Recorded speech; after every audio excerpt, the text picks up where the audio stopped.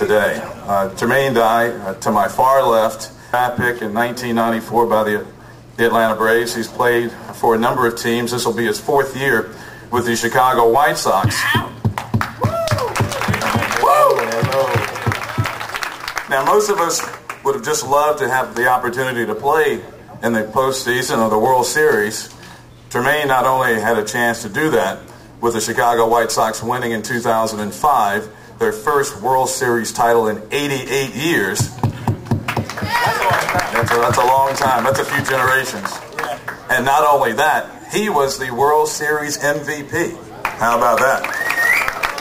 So please welcome Jermaine Dye, who is Mr. MVP. Yes, right, Mr. MVP. I'm just on Disney. Jermaine, you played not only baseball but basketball and football when you're growing up, and at 6'5", I don't imagine you were fairly successful at all of those. Why baseball? I just think I've been playing baseball since I was 4. So just growing up, me and my sister, she played baseball too, and then as she got older, she played softball. But just all my friends, we played baseball, and every day, day in and day out. Growing up in California, the Bay Area, Sacramento area, it was year-round. So we were out there practicing and playing every day after school, going out to the baseball park and just grabbing your glove and your bat and going out there playing catch and trying to play strikeout and all that stuff. So that was my life growing up. In high school, I started playing football and basketball, and I kind of used that to kind of stay in shape for baseball. So, it's just been my dream growing up. I was in the same spot you guys are in right now. I wasn't fortunate enough to come travel and get on a bus and stuff like that, but just going to the Boys and Girls Club sometimes after school and just staying away from all the troubles on the streets, just going there, having fun, just doing what you guys do right now. That's just having fun, and that's what you should be doing.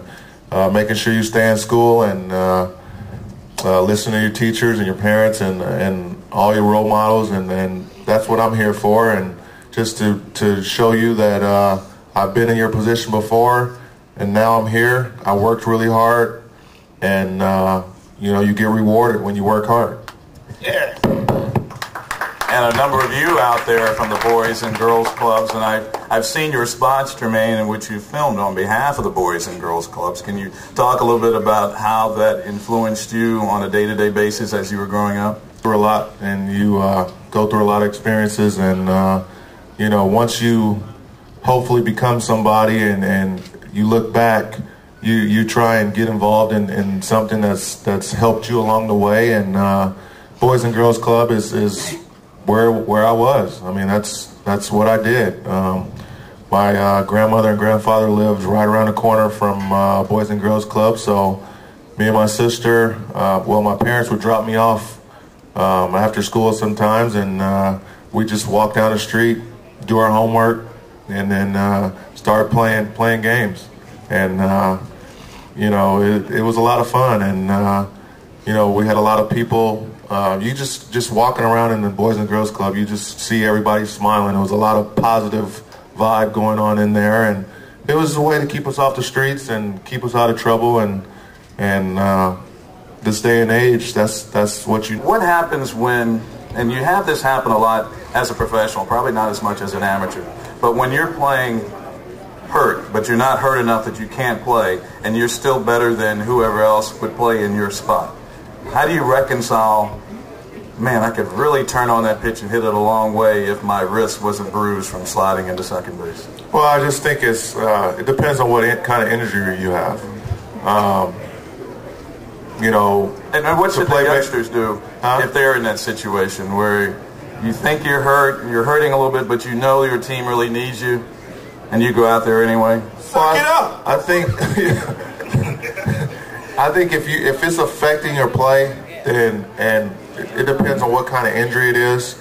If it's just a bruise or something, then if you think you can work through it and keep getting treatment and all that, I say continue to play. But if you're just gonna continue to hurt yourself, if you have like a pulled hamstring or something that's really bad, then it might be better for you and the team to just take a couple days off and get it better, and then get back at 100%, because you know, you may be that best player on the team, but you know, playing hurt, you can also hurt the team too. So just get it better and get it right.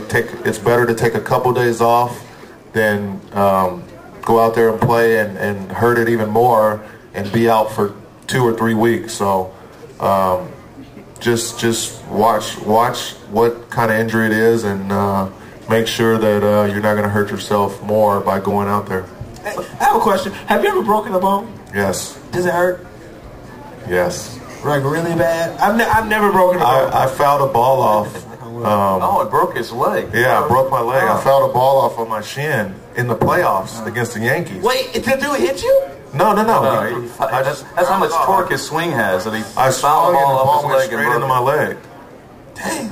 Would you have to walk to the first or something? No, I couldn't walk. I was laid on the ground. I thought it was just like we foul balls off our foot all the time, and you just limp around and get through it, and then you know, after the game you go ice it. But that's what I thought had happened. Now I have a question for you. When those pitchers be hitting you, do you think they do it on purpose? No, not all the time. Sometimes.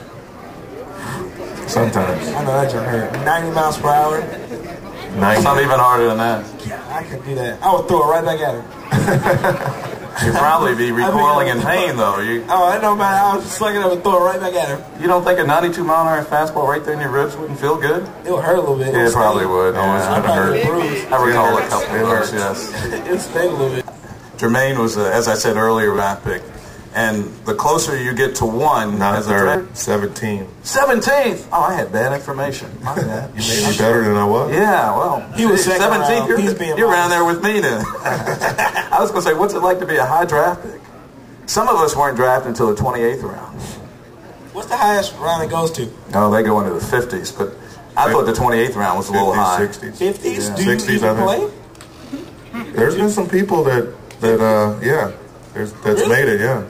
I think Mike Piazza was a high round draft pick. That's right, he was a high round pick, yeah. It goes to show you, it doesn't matter what round you get drafted in, because I was 17th round, and there's only been like 3 other guys that have made it to the big league. So, I mean, it's hard. Once you get your shot, you need to take advantage of it. They always say it's easy to get there, but it's harder to stay, because there's always somebody coming to take your spot. Yeah.